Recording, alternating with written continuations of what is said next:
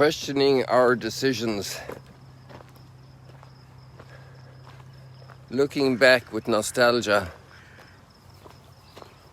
threatened by a difficult future, having set out on a new path.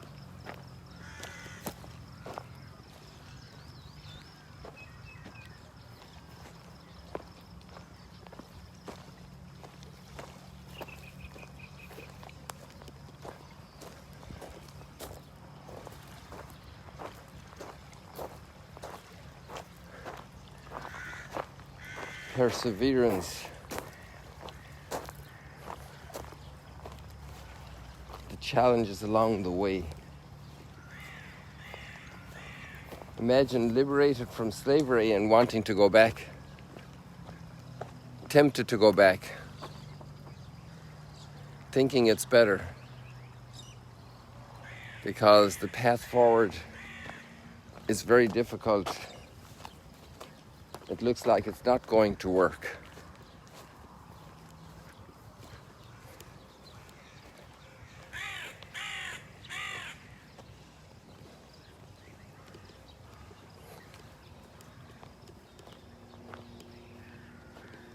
We would say today that a light bulb is a simple thing.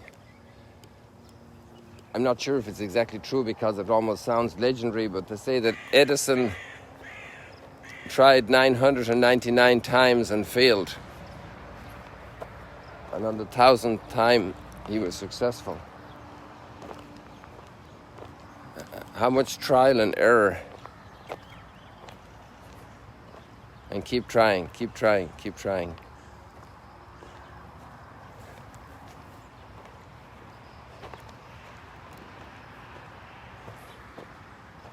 And then the people who let slaves go are tempted to get them back. To give people freedom and being tempted to take it back. And Pharaoh sets up all his troops to go on and stop the exodus.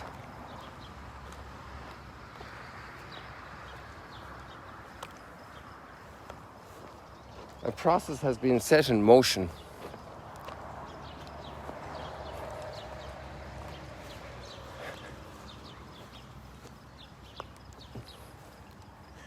The truth about the human being, about humanity, human life, what life is all about.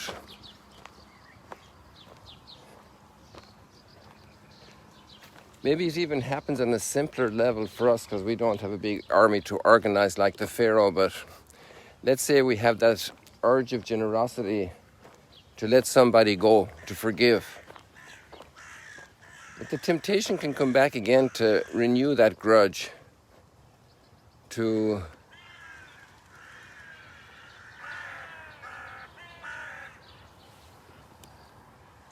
simply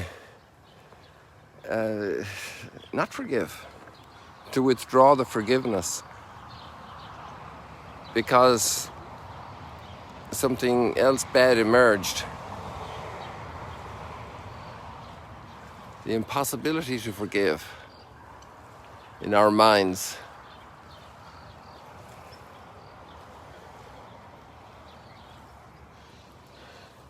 That to get even revenge. It's not always a smooth sailing path on a beautiful horizon when we forgive. It's very pricey, it's expensive. But the person who forgives rises in humanity and also releases the other from a slavery to an old grudge.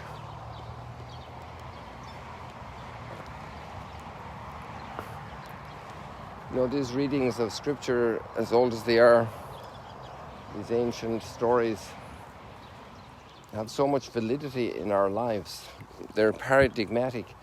And, you know, that's why they're still so incredibly powerful. Because we simply, it's real life, it's human life. It's human life without too much laundry. It's all the all the dirt is in there as well, you know.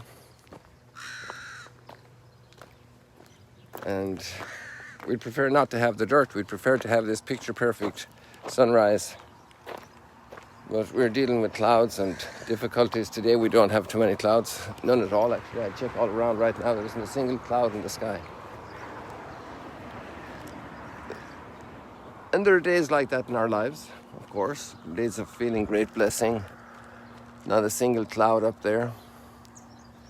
Just a bunch of crows were cackling there a moment ago.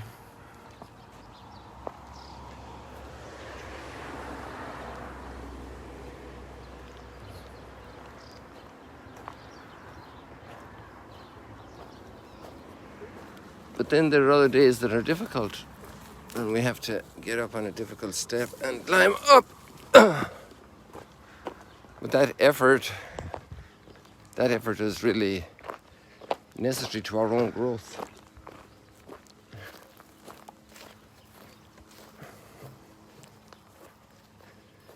Yesterday I was privileged to see a new movie called Man of God. It's not out yet. I was sent a link to check it out. Man of God, about Saint Nectarius. And he's relatively recent, just 130 years ago. I guess the older we get, 130 years looks shorter. But he suffered so much. But he kept going forward. And the beautiful thing was he kept others going forward. He was such an influence on others because he was treated so unjustly. And he was a man of God, truly a man of God. And Moses, in that sense, you know, he's asking the people to stand firm. And how we need to pray for our leaders among us, political leaders and civic leaders, and in our good causes. We have so many little organizations, our leaders there. We need to pray for those in leadership because there are always times of temptations to go back. And we need to go forward in a family as well. In starting a little business. Starting a little business or running a bigger business that has grown over the years is a very, very difficult thing. Because salaries have to be provided constantly and there might be major problems with income. Sometimes people see those who run businesses as being on an easy ride, you know. They made it. Well, they're struggling every day. It's 24/7. Much of the time. Or a teacher with a difficult class throughout the year. The leadership role. Or a head nurse organizing the work shifts and dealing with emergency situations, difficult situations in the hospital, in poorer countries, a power outage. So many challenges, how to deal with them, tough decisions to make, keep going forward, not looking back. A student in college, difficult courses, had to help out in a family situation, interrupt studies because a parent became very ill, and to keep going forward. Keep going forward, keep pushing forward with the project of development of my person, of my education, my formation, my character development, overcoming habits, getting out of the slavery of addictions, addiction even to social media, you know. In that sense, actually Pope Francis just mentioned this the other day. I was out in the summertime to take time off from social media. I think some people are listening to him because some days the numbers drop quite a bit, and I hope people are outdoors or with their family, engaging their family. He said, take time to look into the eyes of the other person. A certain human laziness can come into us if we just deal with the social media because we're in total control. We can turn it away at any time. We don't have to react, we don't have to give a like, we don't have to express ourselves. But when we meet the eyes of somebody, we can't be neutral. We have to deal with it, and if it's difficult, we also have to get command of ourselves. The exodus from ourself in the encounter with another. Learning to grow in trusting relationships with others, not to control everything. To let the path unfold as it goes. The path of our way forward. And if we do look back, it's in thanksgiving for all that we have done. It's not questioning our decision again and again and again. Okay, we can learn lessons as we go forward, and we might look back for that reason, but we're not going back on the progress we have made.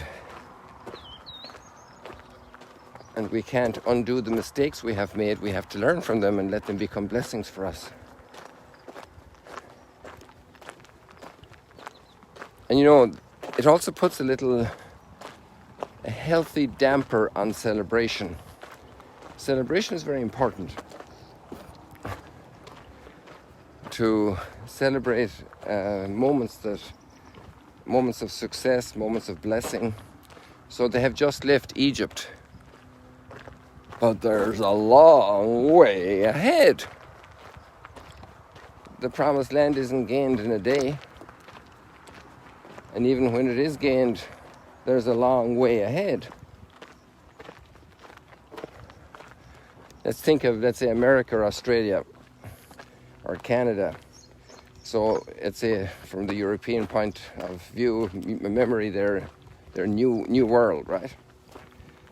And so some people over there have very big farms. I can think, for me as an Irish farming kid, and to read something about the 5,000 acre farm in the States, we had a couple of hundred acres. And wow, But when those guys came out there first, they found 5,000 acres of wild land that needed a lot of cultivation, a lot of development. A lot was put into it over the years. They didn't have a house when they got there. They had to start probably preparing a vegetable garden as fast as possible. Checking sources for food. Imagine arriving or crossing the Rockies in the wintertime. Like those first expeditions, and not turning back. In a certain sense, all of our lives are a path like that. And not just physically, but even spiritually. Because our spiritual progress is also in checkmate all the time. The gift of salvation is endangered by our own freedom. So we have to bolster our will and our choices so that we're always building and not going back into sensuality, into sin, into decadence, into spiritual laziness, into, let's say the act of trusting in God. Okay, so I have this day when I put a lot of trust in God, but then another day I could be doubting Him. Like one of the scenes in this movie, after this monk is so badly treated. He was already actually a senior bishop when he was badly treated and thrown out. You can read about him in Wikipedia. I even found a very good article. Nectarius, Saint Nectarius. And so this one guy says to him, who was a very close associate, helping him a lot, a young fellow, and he said to him, I have to tell you that, and it was at almost the very end of his life, he said, if this was done to me, I would leave the church. The temptation because of injustices, because of harsh treatment by some members of the fellow faith community, people can have reactions that don't match up to the reality of our faith, because our reality is that we can trust God every day. And no matter how God leads us through, and we're between a hostile enemy at our back and the Red Sea in front of us. Hey, there's one huge black bee here. I don't know if I've ever seen a black bee before.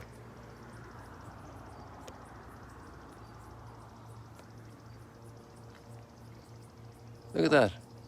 Not sure if it's entirely black or a little bit more on the purpley side. And that, I don't know where's it gone. Oh, it's over here.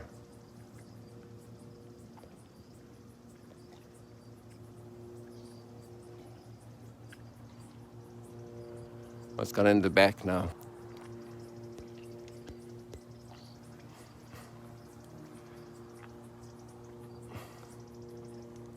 I'm not sure he was trying to tell me to go away. He just flew all around me here with a little huffing noise and took off.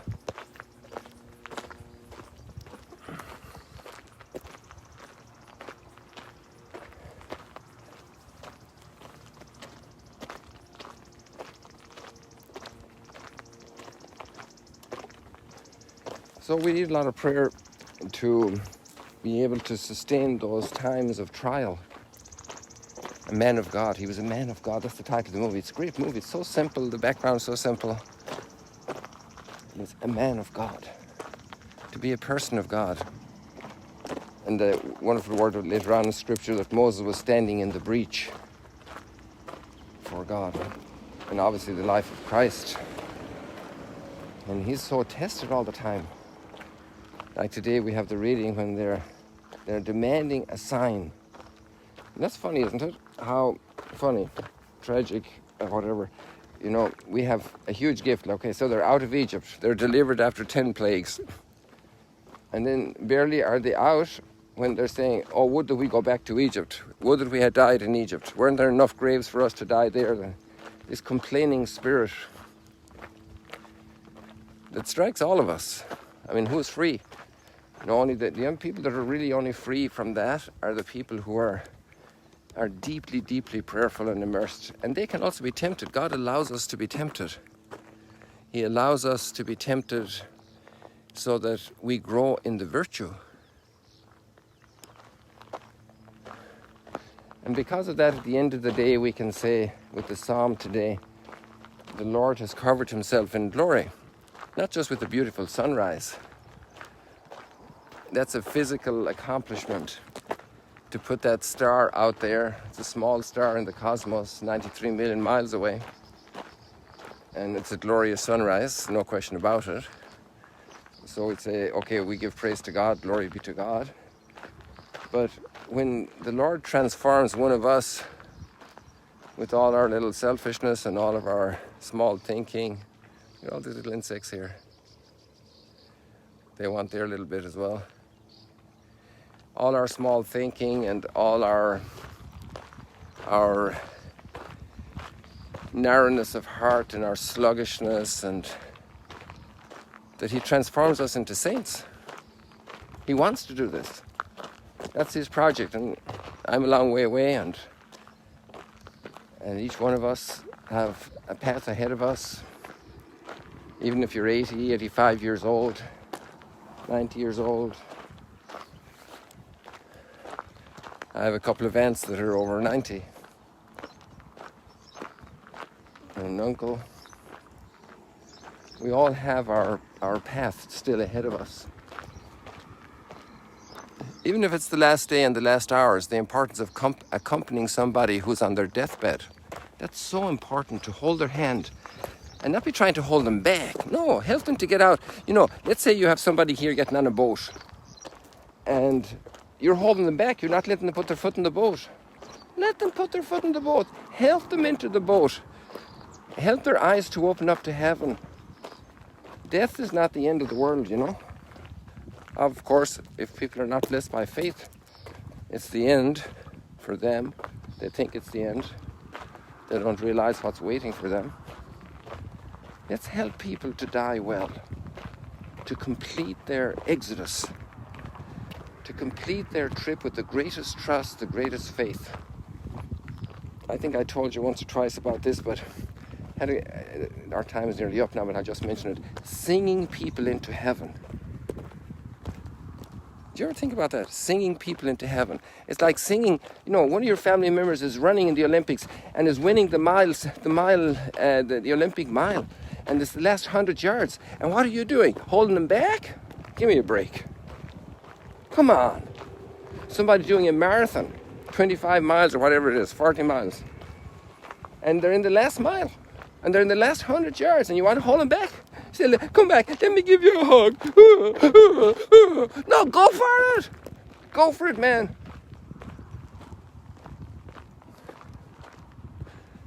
Go for it, lady. You got the crown. You know what? There was a lady here, and you had this on live stream one morning, I think. Her name is Yiska, and her mother was the first woman to cross the Sea of Galilee swimming, at least we know on record, right? And then she has 4 daughters. So when she was over 80 years of age, the 4 daughters said they're going to swim across the Kinneret, the Sea of Galilee, and they did it in laps with the boat, and they had their mother, and she swam the last lap. You know, we're on a major exodus, people. And that's Jesus talking about the sign of Jonah today. Oh, very powerful stuff. The sign of Jonah. They're asking for a sign. They're pushing Jesus, testing Jesus. They don't want Jesus on his terms. They want him on their terms. There we got a lovely purple heron just taken off. So, people, thank you so much for joining this morning. I think we're good. God bless you. See you later, alligators.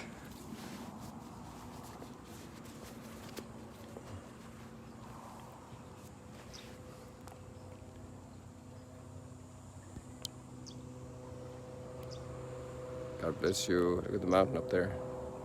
Well, you can't see it here. Where is it? Oh, it's out of sight.